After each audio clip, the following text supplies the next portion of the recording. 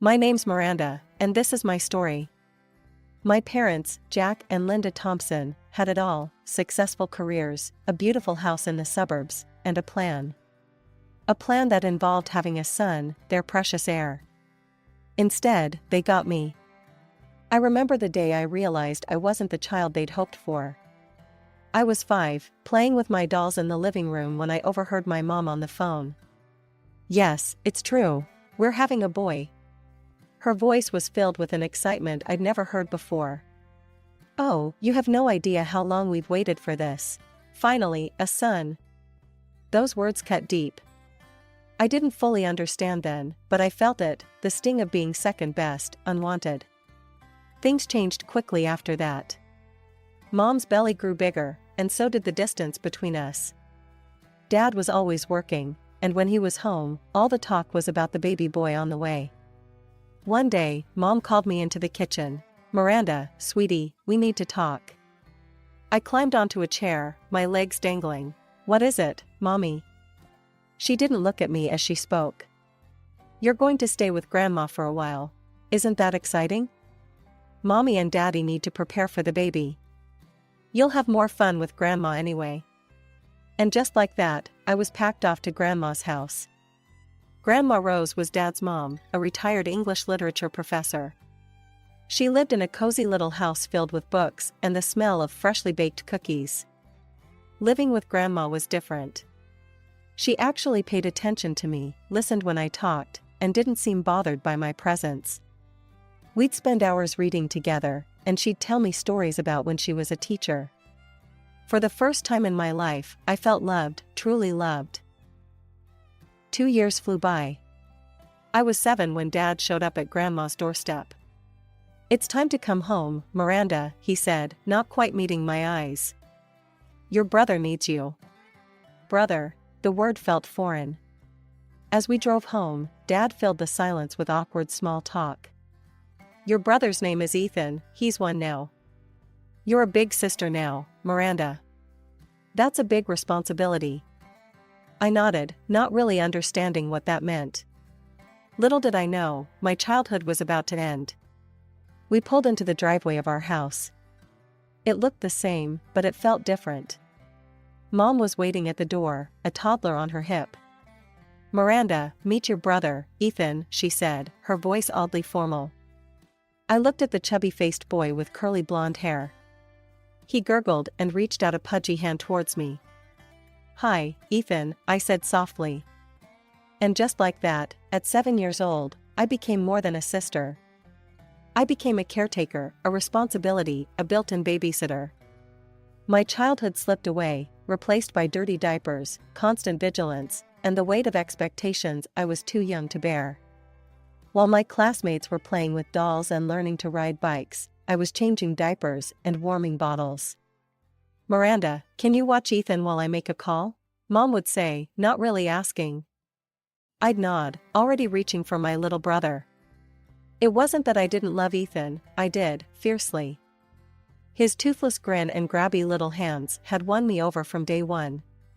But the constant responsibility was overwhelming. Days blurred together in a haze of school, chores, and babysitting. I was exhausted, struggling to keep up with my homework while making sure Ethan was safe and happy. But no matter how hard I tried, it never seemed to be enough. One fateful day, I took Ethan to the park. He was 2 now, full of energy and curiosity. I turned my back for just a second to tie my shoelace, and in that moment, disaster struck. "Miranda!" Ethan's cry pierced the air, followed by a thud. I whirled around to see him sprawled on the ground, his knee bleeding. Panic seized me as I scooped him up, trying to soothe his wails. When we got home, Mom exploded. "How could you be so careless?" she shouted, cradling Ethan. "You're supposed to watch him." "I'm sorry, I just..." "No excuses," Dad chimed in, his face red with anger. "Go to your room. We'll discuss your punishment later." I fled upstairs, tears streaming down my face. It wasn't fair. I was doing my best, but I was just a kid myself. The incidents piled up. Ethan burning his tongue on hot porridge because I didn't blow on it enough. A bump on his head from a fall I couldn't prevent. Each time, the punishments got harsher, the disappointment in my parents' eyes more evident. Through it all, Grandma Rose was my lifeline. She'd visit when she could, her presence a balm to my battered spirit. During one visit, I overheard her confronting my parents in the kitchen. "This is unacceptable," Grandma's usually gentle voice was sharp. "Miranda is a child, not a nanny. Your favoritism towards Ethan is hurting her." "Mother, please," Dad sighed. "These are our children. We know what's best for them." "Do you?" Grandma challenged. "Because from where I'm standing, you're neglecting one child in favor of the other." "That's enough," Mom cut in. "We appreciate your concern, but this is our family. We'll raise our children as we see fit." I threw myself into my studies. School became my sanctuary, a place where I could shine on my own merits. And shine I did, my grades a silent rebellion against the notion that I wasn't good enough. The years flew by, and before I knew it, I was standing at a crossroads. High school was behind me, and college loomed ahead. Despite the constant struggle at home, I'd managed to excel in my studies. It was my ticket out, my chance at freedom. When the acceptance letter arrived, I could hardly believe my eyes. Not only had I been accepted to study investment management, but I'd also received a full scholarship. My hands shook as I read the words over and over again. "Mom, Dad," I called out, racing down the stairs. "I got in. Full scholarship." "Oh, thank goodness," Mom sighed, relief evident in her voice. "That saves us a fortune. We need to start saving for Ethan's college fund." My heart sank. Of course. It wasn't about my achievement. It was about the money they wouldn't have to spend on me. The first few months were a whirlwind of classes, new friends, and the exhilarating taste of freedom. The money from my parents, combined with the small amounts Grandma Rose secretly sent, was just enough to scrape by. I was careful with every penny, knowing how precious this lifeline was. But 6 months into my college journey, everything changed again. My phone rang one evening as I was studying for a finance exam. "Miranda," Mom's voice came through, curt and businesslike. "We won't be sending you any more money. Ethan needs tutors if he's going to have any chance at college. We need to focus our resources on him now." I felt the familiar sting of rejection, of being cast aside.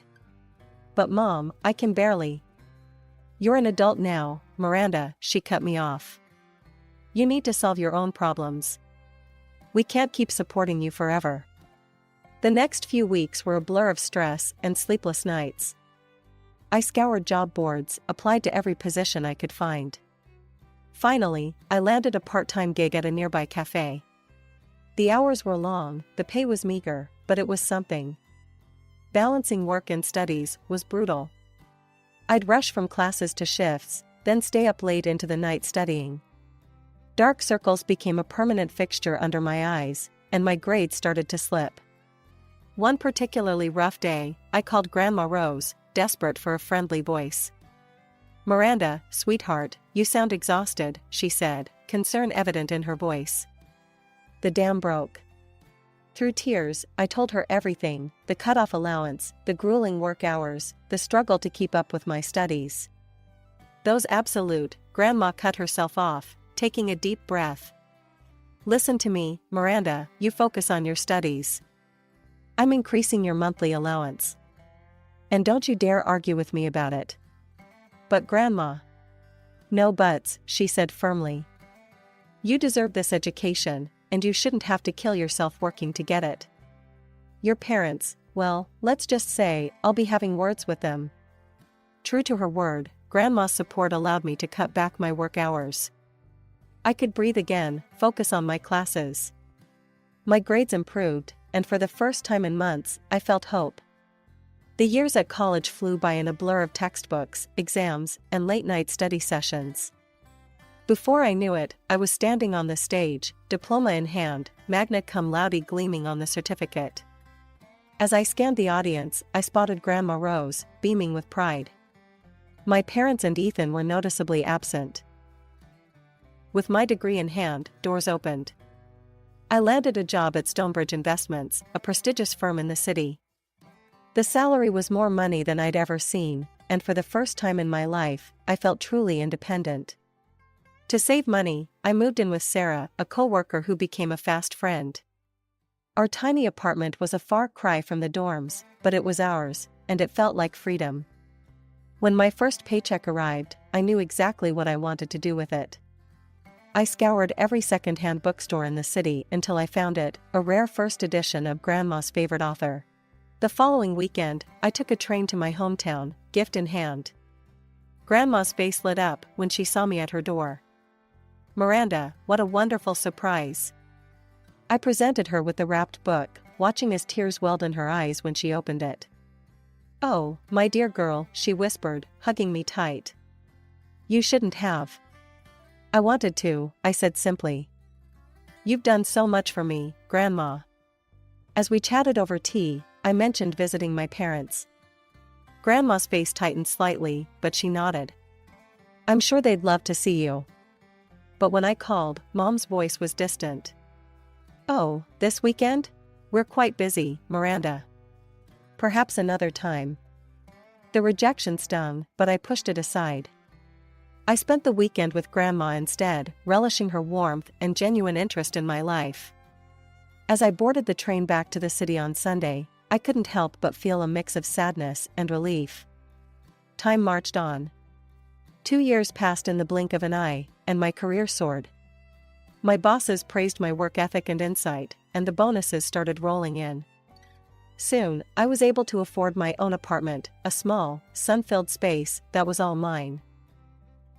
One evening, as I was settling in for a quiet night, my phone rang. Mom's name flashed on the screen. "Miranda," she said without preamble. "These teachers, they just don't understand Ethan. They're giving him such poor grades. He barely scraped into City College." I bit my lip, choosing my words carefully. "Mom, maybe college isn't the right path for everyone. There are great vocational courses Ethan could." "Don't be stupid," she snapped. "Your brother is brilliant. Much smarter than you, actually. He's just misunderstood. He'll show everyone, you'll see." As I hung up, I gazed around my apartment, the tangible proof of my success. Yet somehow, I still felt like that little girl, desperately seeking approval. Life has a funny way of appending expectations. While I was building my career, brick by careful brick, Ethan's college experience was crumbling around him. It was a crisp autumn day when Mom called again, her voice tight with frustration. "Ethan's been expelled," she said without preamble. "He's coming home." She launched into a tirade about unfair professors and a system designed to fail students like Ethan. I listened, biting my tongue against the urge to point out the thousands they'd spent on his education, the loans they'd taken out to rent him a luxury apartment, the generous allowance they'd provided. All things I'd never had. "We'll figure something out," Mom concluded. "Ethan just needs time to find his path." I thought about Ethan, now 21, returning to our childhood home, while I, at 27, was forging ahead in my career. The contrast was stark, but I pushed the thought aside. Comparison is the thief of joy, after all.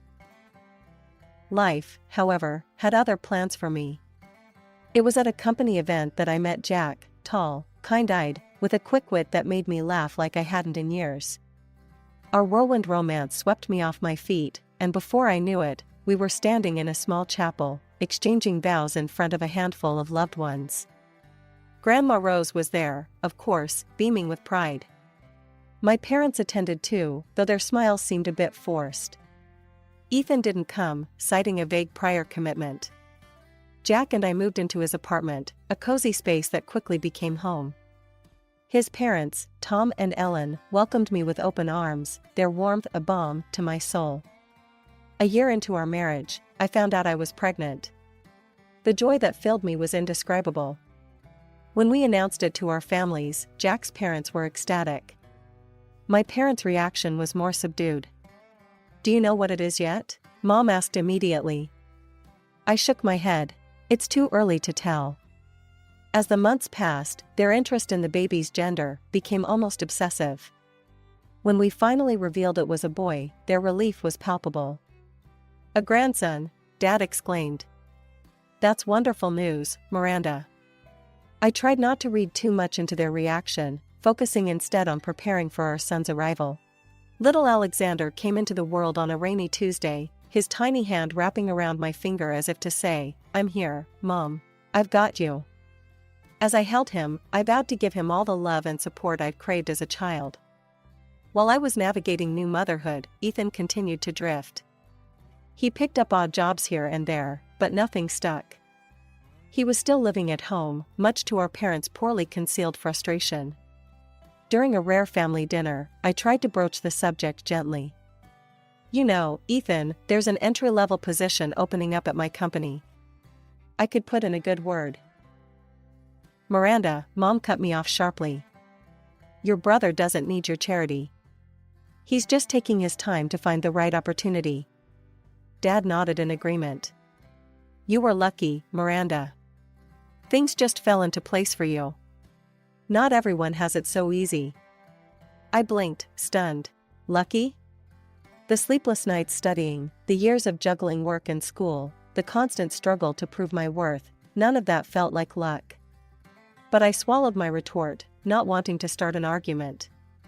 As I looked around the table, at my parents' defensive postures, Ethan's sullen expression, and little Alexander babbling happily in his high chair, I realized something profound. Family isn't just about blood. It's about support, understanding, and unconditional love. And sometimes, the family you choose can fill the gaps left by the one you're born into. As Alexander's 5th birthday approached, we planned a trip to my hometown, Jack, our son, and me. Our first stop was Grandma Rose's house. We spent a wonderful afternoon with her, Alexander captivated by her stories and the old photos she showed him. As we were leaving, Grandma pulled me aside. "Your parents have been struggling," she said softly. Maybe it's time to let bygones be bygones?" The next day, we stood on my parents' doorstep. Mom answered, looking older and more tired than I remembered. Dad was in his armchair, Ethan slouched on the couch. They both looked up as we entered. After awkward greetings and stilted small talk, Mom cleared her throat. "Miranda, we need to talk to you about something." What followed was a halting explanation of their financial troubles. Medical bills, Ethan's ongoing unemployment, the lingering college debt, it had all piled up. "We hate to ask," Dad said, not meeting my eyes, "but we could use some help." I glanced at Jack, who gave me a subtle nod. Despite everything, these were my parents.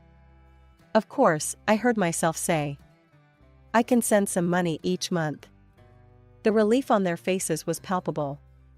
We worked out the details, $1,500 a month, with the understanding that they could reach out if emergencies arose. Over the next 2 years, I faithfully sent the money each month. There were occasional requests for extra help, a broken water heater, unexpected car repairs, which I always obliged. It felt good to be able to help, to maybe finally earn their approval. When Thanksgiving rolled around, we found ourselves back in my childhood home. The house was full, aunts, uncles, cousins, and Grandma Rose all crowded around the dining table. As we ate, Mom and Dad couldn't stop talking about Ethan. "He's been at his new job for 3 months now," Mom beamed. "Such a hard worker." Dad chimed in, "Did you see the new sofa cushions? Ethan bought those with his first paycheck." So thoughtful of him. I glanced around the room, noting the new curtains, the fresh paint on the walls, the updated appliances in the kitchen. All purchased with the money I'd been sending. But I bit my tongue, not wanting to spoil the mood. Jack squeezed my hand under the table, a silent show of support. Alexander, oblivious to the undercurrents, happily chatted with his cousins. The Thanksgiving dinner continued, the chatter of family filling the air. I was just starting to relax when Alexander tugged at my sleeve. "Mom, can I go play in the other room?" he asked, his eyes bright with the restlessness of a 5-year-old at a grown-up gathering. I nodded, ruffling his hair. "Sure, sweetie. Just don't make too much noise, okay? As Alexander scampered off, I turned back to the conversation. Barely a minute had passed when my phone buzzed in my pocket. I glanced at the screen, confusion furrowing my brow. The caller ID read, "Mom." I looked up at my mother, sitting directly across from me at the table. "Mom, why are you calling me?" She frowned, shaking her head. "I'm not calling you, dear. My phone's in the living room." Just then, Alexander reappeared in the doorway, my mother's phone clutched in his small hands. The room fell quiet as all eyes turned to him. "Mommy," he said, his voice ringing in the sudden silence. "I found Grandma's phone and I wanted to see who she talks to. I saw a funny name, Cash Cow, and clicked on it to see who it would call." "Why did it call you, Mommy?" "What's a cash cow?" The words hit me like a physical blow. Cash cow. Is that all I was to them? I looked around the table. My relatives sat frozen, forks halfway to their mouths. Grandma Rose's face was a mask of shock and anger. And my parents, they had gone deathly pale. The silence stretched, thick and suffocating, until something inside me snapped. I stood up, my chair scraping loudly against the floor. "Cash cow," I repeated, my voice trembling. "Is that what I am to you?" My mother opened her mouth, but no words came out. My father couldn't even meet my eyes. "Let me tell you all something," I continued, addressing the whole table. "For the past 2 years, I've been sending my parents $1,500 every month. When they've asked for extra, I've sent that too. All those new things you've been admiring? The curtains, the appliances, the fresh paint? That was all bought with my money." I could feel tears pricking at my eyes, but I blinked them back. I did this despite years of being treated like I was second best.